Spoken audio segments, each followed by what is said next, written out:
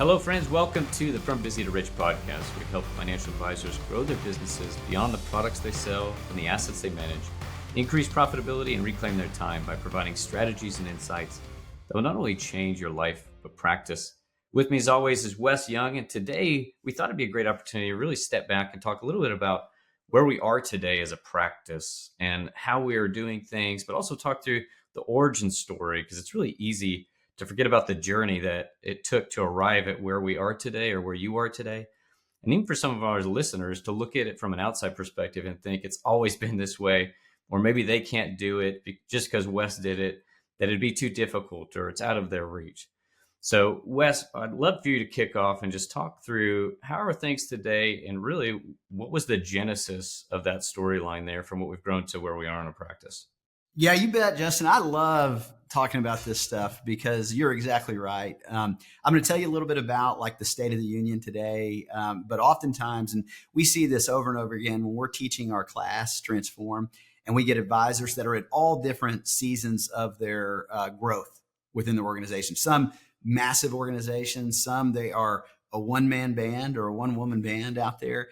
And quite often, as we're going through some of the things we do and how we approach it, it can almost seem like so far out there for a lot of advisors where they're like, well, gosh, that seems so far away. And I don't know that I could do that. But I think when you hear the kind of the origin story of all this, it should give you guys a ton of confidence, because if I can do it, like this anybody can do it. It really is true. Today, we, as most of you guys know who follow the podcast, operate as a holistic, fee-based financial planning company. Our win as an organization is to inspire clients to increase their profitability and their quality of life. And really to help do that, we've got a process we use with all of them to onboard. We've got a process we use to take on an annual basis. And we got ways we keep up with them throughout the year to make sure stuff's getting done. Because really at our heartbeat is to just unleash human potential. With all of our clients, we believe that meaningful financial planning is about the alignment of the use of capital. And capital has an asterisk: time, talent, energy, attention, with what you really care about. And so today we're a 20-person team that's spread out all across the United States. We've got clients all across the United States. We operate as a remote practice and have since way before COVID. So some now I think going on 13 years. And I would say that today, all the things I thought were possible when I thought this business was on the radar screen for me in the early days are a reality. We've got extra time and extra money, and I believe we make a significant difference in the lives of the people we get to serve along the way. Another way I love that Daniel Sullivan, who's the founder of Strategic Coach, says it is we've got freedom of money, freedom of time, freedom of relationship, and freedom of purpose. Living a rich life that we don't want to retire from. And we've got big ambitions. We got things we're working on right now, Justin, that still scare me, that are like, man, I hope this works, types of things. And so that cycle, I think, never stops. But it wasn't always this way. So back in 2003 is when I got into the business, and kind of leading up to that, if you just put yourself in my shoes back then, I came in the very natural way. Most people prepare this way to come in to be a financial advisor. I was 24 years old because I was in the electrical contracting business, which is, the natural preparatory ground for becoming a financial services professional. And I had a financial advisor. His name was Dan. And Dan and I became really good friends. I was newly married to my wife, Jamie, who we're still thankfully married today. And I remember having a conversation over coffee with Dan, asking him all about, hey, how'd you get into this? And how's it working? And he looked at me and he said, Wes, you ought to think about getting into this business. And I remember telling Dan, I don't think I want to do what you do. Because Dan, I think he was fairly new advisor himself. And I think he only told me about the hard days, like the days that didn't go so well. And he's like, not all the days are like that, Wes. And in this business, you can do things so much different ways. It's worth you at least talking to somebody about what it could be, what it could look like. And so we began to explore, and it was a long exploration process, probably about 6 months of time. And I really began to believe that if we did this well, this would be a unique way where we could really unleash human potential. I liked what I did. I was making good money at what I was doing. I had a network, I had expertise in that. But this seemed like a business that if you did it well, not only could you have things everybody wants, like extra time and extra money, but you could make a significant difference in the lives of the people you were serving along the way. And so that's where I said, "Hey, listen, we'll step away from the familiar and into the uncertain, and create a what I believe could be a long term, a holistic, fee based financial planning company that impacted a lot of lives." And it was rough, Justin. When we started, it was really really rough because it's kind of like this. I don't care how great your ideas are. I was 24 years old, and it's like people would be like, "Well, Wes, that all sounds great. How many people have you done this for?" And you'd be like, well, none, but you could be the first. So it's kind of like being your surgeon's first surgery. Nobody's like signing up for that. So it was really tough over a lot of iteration and a lot of trial and error, mostly error. We learned a lot about how we could approach this business and grew from just being that single lone one man band to figuring out there's a lot of things I was terrible at. And the quicker I could evolve out of that, the quicker I could move towards the future, the unlived life within me that I thought would make the biggest impact. So, and so what I'd love to do with our community of listeners today is I'd love to just talk about at a high level and really spend the next many, many podcast episodes unpacking the big areas that when I look at all the things that we did that I think were catalysts to helping take our practice from where those humble beginnings, where it was when we started to where it is today. And I believe are still catalysts that help us push into the future that we care about most. There's things that consistently show up. And so I know that whether you're a brand new or whether you've been doing this a long time, these kind of irreducible minimums are things that if you do them and you do them well, they will radically alter your life. They'll make you better at life and make your life better. So I'd love to jump into some of these, Justin, kind of give you a high level overview. And then I think in future podcast episodes, we'll just dive in depth to each one. Yeah, I think it's an exciting topic from the sense of navigating through the cycle of growth and development and future possibilities. And I'm sure that along that way, there were plenty of detours. And if you were planning your route even from a physical route planning, Texas to New York, you wouldn't automatically plan in detours on your own. You're going to find what you think is going to be the most direct path, but guaranteed there's going to be construction zones, detours. If you're following the Waze app, you're going a million different directions along the way that you wouldn't normally plan, just looking at it from a high level perspective. But it's oftentimes that those little detours and things like that, to you, what you were mentioning, become catalysts, become like creative change launching points for you and how you're doing things. Whether it's something like a pandemic to create how everybody's doing business, force you into a world of not in person in the sense of face to face, but in person in the sense of remote capability that we have now today, or something else that's more personal. Yeah, no, I love that because I think it's direction, not intention, determines our destination, right? And so when we are navigating through life, just being savagely persistent about the direction that you're going, understanding that there's going to be, as you said, detours. I mean, we could plan a trip to New York.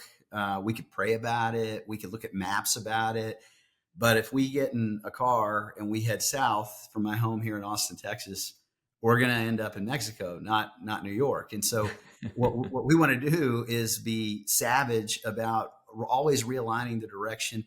And I believe there's a great couple of quotes, Justin, that and when I think about what our podcast is all about, I think these are so in line with all the things we're going to discuss today. A guy named Richard Koch wrote a book called The 80-20 Principle. It's very popular. It's older now.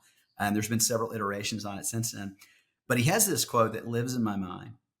He says that it's not the shortage of time that should bother us, but rather our tendency to spend our time in low quality ways. And I think coupled with that is this old Ben Feldman quote. Those of you who know who Ben Feldman was, he was like a massive producer many, many years ago, but he's kind of famous in the insurance world, but really a great advisor that did some things that were just nobody else was doing and during his time span. So an innovator.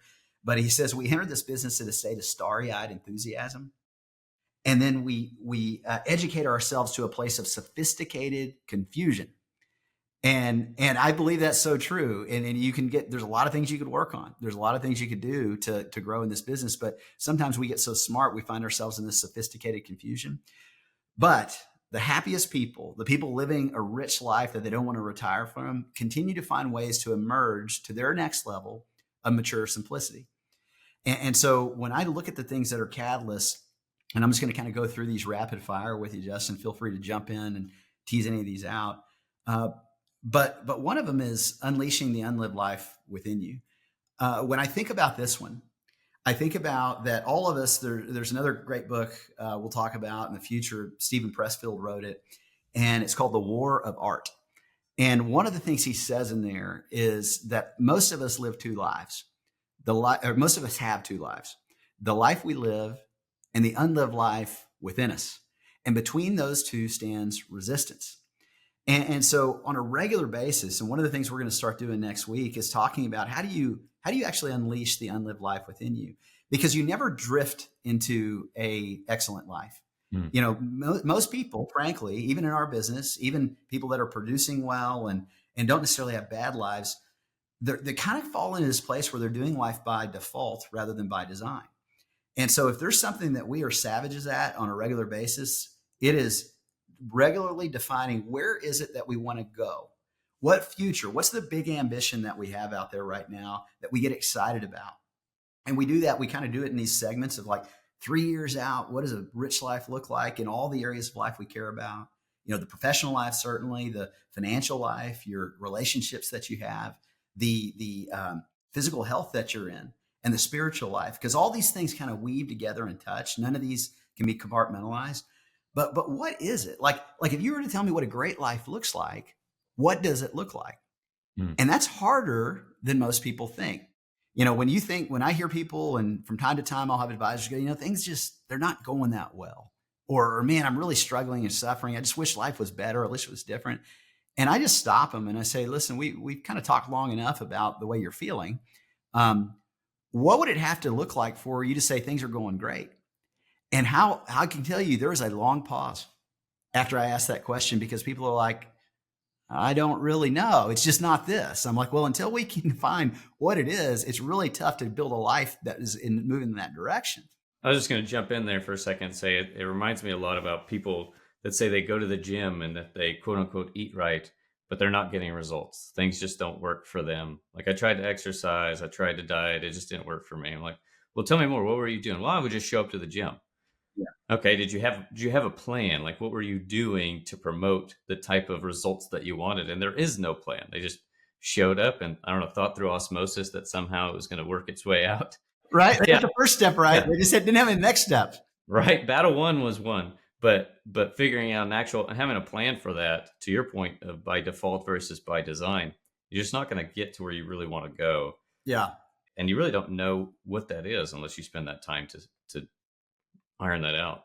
Yeah, I totally agree. Having a good understanding. And so we'll go through some exercises for that in future sessions here. But you've got to start with understanding, what do you think you want? Where do you think you want to end up? And that's going to do a couple things. It's going to give you energy that you need to do hard things today. Like you said, it's like everybody can, once you've got that big vision and that big dream, then it's like you have to do something about it. Albert Einstein said everybody who's ever taken a shower has had an idea. It's the person who gets out of the shower, dries off, and does something about it that actually changes the world. And so when you envision this big ambition, it's going to give you excitement. It's going to give you energy. It's where faith lives. You know, faith is the substance of things we're hoping for, evidence of things we've not yet seen. And a big ambition is a requirement for a rich life. But being clear, it doesn't mean you're right. Okay, that's the other thing I think. Don't worry about being right, because you're not going to be right. But have a big ambition about where you want to go to unleash or unlock the unlived life within you. Same time, you got to have a grateful condition. Contentment doesn't have anything to do with the absence of ambition. Most people are like, well, I thought we were supposed to be happy with where we are. You should be happy with where you are, but you can't be happy with where you are unless you have in your mind a bigger vision of the future than currently exists, because you were built to make things better. But if you're wired like most of the people listening to the From Busy to Rich podcast, you know that nobody's tuning into this because they are typically not a driver type personality. Like you're not just like, well, I don't have anything else to do. You know, I'll just tune into this podcast. It's because you want to get stuff done. And I'm guilty of this all the time. If I'm not careful, I can get so focused on where I want to go. I don't really enjoy where I am on my way to where I'm going. You know, you start getting in this mindset of I have to do this instead of I get to do this. And so you got to love the journey. You got to love the process. And one of the things we do that we'll spend more time talking about is a grateful condition. Like if you were to go back and look at the last 10 years of your life, you and I and all of our listeners have things in their life right now that they once prayed for. Or if you're not a prayer, things you once hoped for, things that you once wished for. And we've got to take time regularly to kind of get that infusion of gratitude into our current situation in life. Even though it's not where we want to be in the future, there are great things. And so you can inform your confidence and your gratitude by kind of going through that exercise of looking in history and just deciding, hey, these were great things and I should celebrate these right where I am on my way to where I'm going. So we'll spend some more time talking about that. We'll talk about that one next week, the unleashing the unlived life within you. Some of the other ones, and I love this one, Justin, is we refer to it as the balancing act. And the balancing act is kind of this idea that all of us have a normal. We have a current way right now in your practice that you're going about making progress. In fact, if I was to sit with anybody listening today and I was to ask you about your approach to life in all areas of life, really, how are you going about doing that? That would be your normal. It's your, the current narratives you use to move people from one place to another, the technology, education, training you're operating with, the current markets and memberships you belong to, the quality and quantity of your team, your presence, how you're showing up in different environments, the way you dress, the way you approach mindsets and conversations. So all these things are your normal, and all of us can have a new, and a new is a transformed way of doing all that same stuff. And one of our greatest opportunity to recognize our future possibilities is not about abandoning our normal necessarily, but it's also not about rejecting new. It's about keeping tension between the two. And I'll tell you this, the gravitational pull of people and of organizations is to defend our existing set of habits. And we're going to talk in depth about this because it's such a big topic, but it is a cornerstone principle of our organization is to normalize the new, because the tension between new and normal never goes away. Okay. In fact, you can lean too far one way or another, but having a regular diet of transformation, which all of us want to transform to something better. And while different isn't always better, better is always different. And so we got to have this built into our lives. And if you're not careful, we will lean one way generally to defend the normal and reject new. And we will miss out on some of our greatest possibilities for the future we want to create most.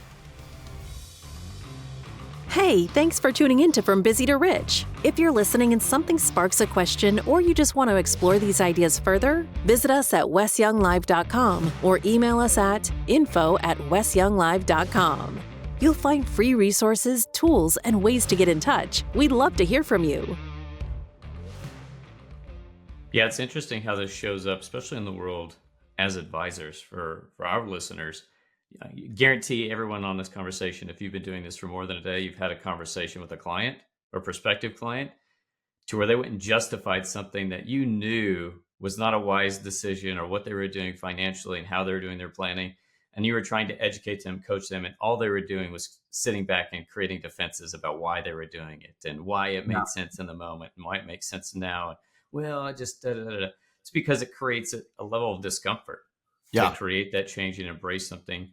And they know how quote unquote good or bad things are currently, and the fear of what could change is more of a hindrance than a needle mover for the people in that position. And so it's looking for the opportunity to move past. But oftentimes working with advisors, since we've been doing this on the coaching side, we see the same type of conversations come up about the practice. Yeah. Continue to defend the way things we're doing now versus looking for where the opportunities lie, and knowing that in order to get from here to there, you're going to have to create some changes.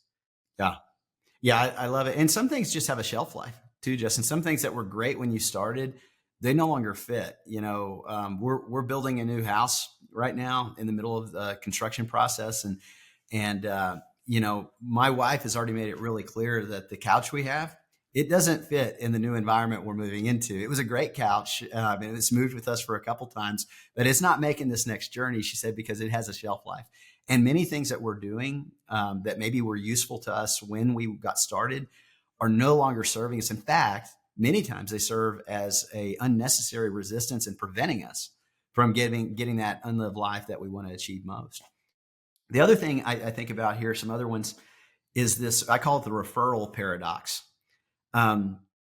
So most people, especially when you're new in the business, there's all these books written on, hey, what are the right ways to get referrals? What are the right ways to get new people into your onboarding system? And I would tell you, what we talk a lot about, and this goes to process, is the client experience. It's not awareness. Oftentimes is not the problem, right? You don't need a new website, and you actually don't need people to tell other people about you. In many cases, what you need is a better offer. And so one of the things we spend a ton of time on, and we're going to talk about, is what process do you have? Is it so exciting and invigorating, the onboarding process that you have with clients, the ongoing process that you have with clients? All of our clients are on an annual retainer. And the reason they keep paying that annual retainer every year is because their experience with us is so valuable and such a high level that they just want to keep leaning in. And we get a lot of referrals. We get clients that introduce other clients to us that are in their networks of help. But we don't really even ask for those because we have such a steady name flow. When you do the process we're going to describe to you, it is so inviting. As we always say, it smells so good. They smell it from another room, and they're like, "What are you guys cooking? Because I want to eat it. What do you guys have going on?" And so we're going to talk about what are the nuances to having an engaging process that is so much about value creation, because money and clients and new clients all follow one thing. They follow value creation. They don't follow hard work. They don't follow intelligence. They don't follow long hours, although sometimes you might have to work hard and be smart and get more intelligent to create the value you want to create. But in the end, is your process a value creation process? And is it perceived by your clients as value creation, that they're being taken care of? It's because our process that we're going to show you is so inviting. It causes people every year to be asked, reach out to us. Hey, you've done work with so-and-so, and they told me about this thing you're doing for them. I'd love to meet with you. And that is so different from you going and knocking on doors and saying, hey, can you come over to my house so I can show you the things we do, and hopefully, you'll like it enough to move forward, versus they're knocking on your door saying, I want to come inside and see what you guys are doing. That's what we're going to teach. Now, we're also going to teach you ways that we approach just being wise out in the marketplace, because we also get a lot of new clients just through personal observation, through circles we happen to live in. The gym I go to, I've gotten a lot of great clients from just showing up there every day. And the reason is I'm really good at answering the question, what do you do? And most of you listening today, if someone was to ask you that feels more like a problem to avoid than an opportunity to seize. Because you're like, everything, I want to know, what can I say that's going to make them go, oh, I need that. And there is human psychology that we work on that's going to cause people to want to lean in and go, man, I'd love to hear more about that. So we're gonna show you all this. Your greatest source of referral is going to be your existing client base. They're going to be sending people to you, but you're also going to be really smart at being able to describe your value proposition in a very easy, conversational way that makes people want to lean in, even if they weren't referred from an existing client. Couple more here I love this. So when you were doing this work, eventually you to do the work at the highest level you can do it, it requires you having other people on your team. Okay, so developing a peak performance team. And this is one thing that most people don't have a lot of practice at, unless you came from an industry where you hired people for a living for other people. And we don't even like to call it the hiring process. We call it the selection process, because people that are part of our organization, as you know, Justin, from having been through the process with us, they are selected. They're not hired. And there's a lot of things we do right up front that we want to make sure that they're going to love this role, that they're a culture fit with our organization, that they kind of want the believe in the heartbeat of what we're doing. And also there's a lot of things we can do because, everybody wants a job. Everybody wants to have an organization that they believe in, that they're a part of. But sometimes if you're not careful, you can hire somebody that is just not a great fit for that seat on the bus. And as time goes on, what we need to do is regularly move people into better and better seats as they're gaining expertise, as they're gaining wisdom. And we've got a ton of tools we use for that. We have a very specific onboarding process depending on what the position is, to where it's not just this dump and run. Like you hire somebody, you're going, well, where'd you find them? Well, I heard my neighbor said they needed a job and I needed a person. So I said, great. When can you start? Here's all this stuff. Go figure it out. So we talk about that, the right hires along the way, the right selection of team members along the way. It is literally exponential to the growth that you want to have happen and your ultimate happiness and joy. This isn't just somebody that's a cog in the wheel. This is somebody that's going to give you a better quality of life for you, for them, for the clients that you're serving along the way. So we've got processes around that. And I want to spend quite a bit of time in the future discussing all that stuff. So I think initially here for this next, call it next 15 to 20 episodes, we're going to kind of be diving in detail into all these specific areas. Yeah, I'm excited.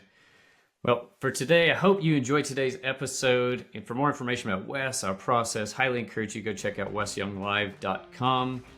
For more information there, additional resources, we have free tools and components, plus a ton of other podcasts from previous episodes.